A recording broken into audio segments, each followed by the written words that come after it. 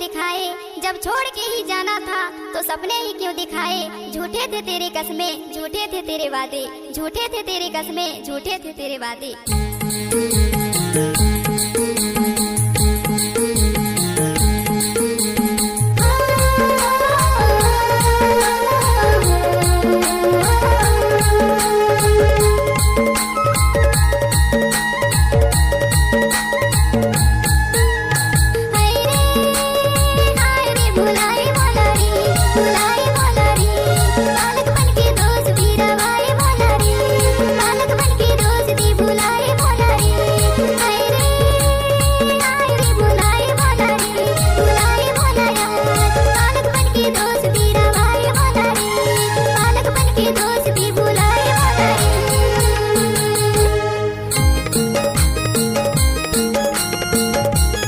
DJ Kamlesh Maravi.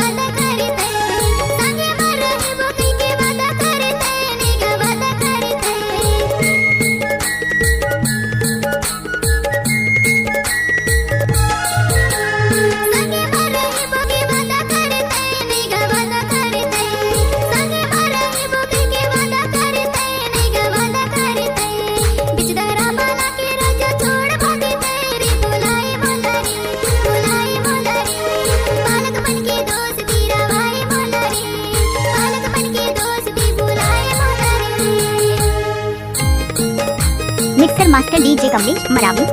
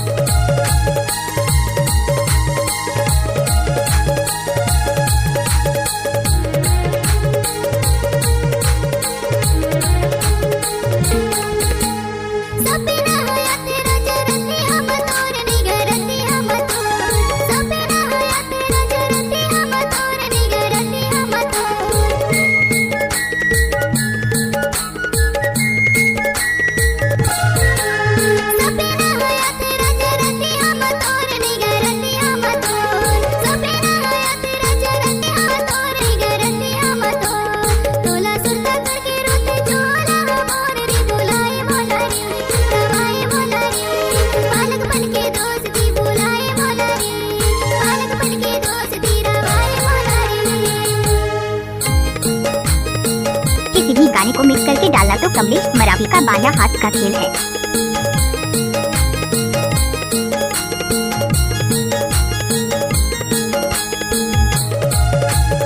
आपने तो नाम सुना ही होगा डीजे कमलेश मरावी का।